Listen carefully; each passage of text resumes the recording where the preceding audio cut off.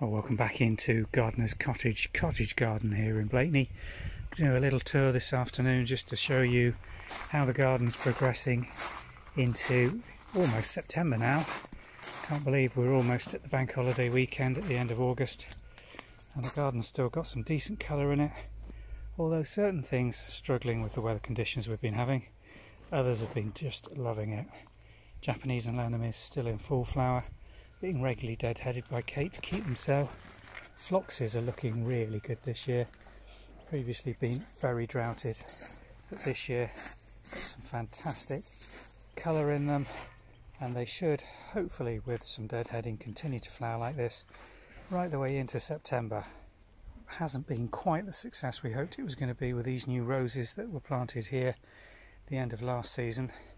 Struggled this year, haven't really had a decent summer to give them the growth and maturing of the wood to get some fresh buds on them. We've been watering them and feeding them regularly.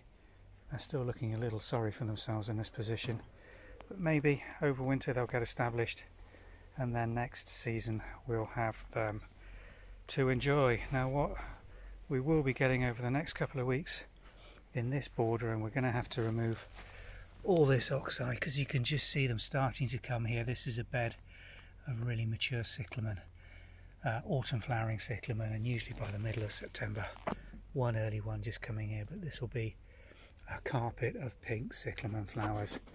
So we will be cutting these oxeye daisies back hard. I'm not going to remove them, I'm going to try and leave them in there because they gave us such a beautiful display and have seeded so beautifully in this position, but just by cutting them right back and just leaving the crowns of the oxeye in place, we'll get the flusher colour from the cyclamen in this border, and then the oxeyes will survive and grow back later during the season and spring to give us the colour next summer.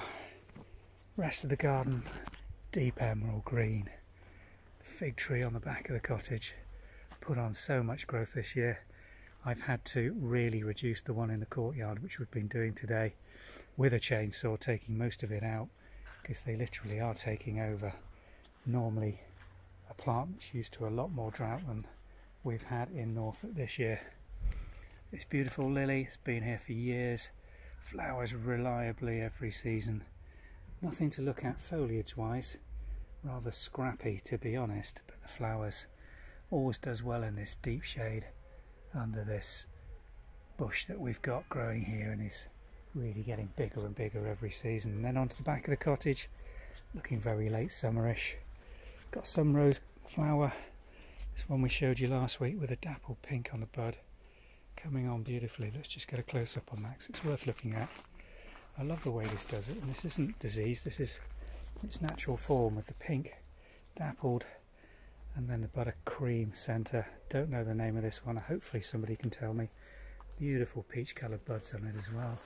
And above it, the climbing iceberg, the very top where it's getting a bit of light coming back into flower, and should do so right the way through to the first frosts. More Japanese anemones. These are white doubles. Again, struggling a bit, nowhere near as florid as the ones we showed you first in that sunnier aspect of the garden. And then a lovely crop of what I call mirabelles, they're little wild plums really. Sweet little yellow, not a lot to them, mainly pip, but when I have got access to them they're worth eating in a tart or a crumble. But you do have to pick rather a lot, but then they are very productive. Back onto the courtyard, see the sunny aspect here in Blakeney. Daisy on the base flowering nicely, still got some agapanthus. Pot of whites just coming to the very end with seed pods, and then the blue we showed you last week still coming out and looking very splendid. So I hope you've enjoyed your little tour around and garden update here in Blakeney. We've just about finished for the week now. Be making our way over to the Mid Norfolk garden for a weekend of gardening in that one, and then we'll keep you updated on this little project this time next week. So until then, bye for now.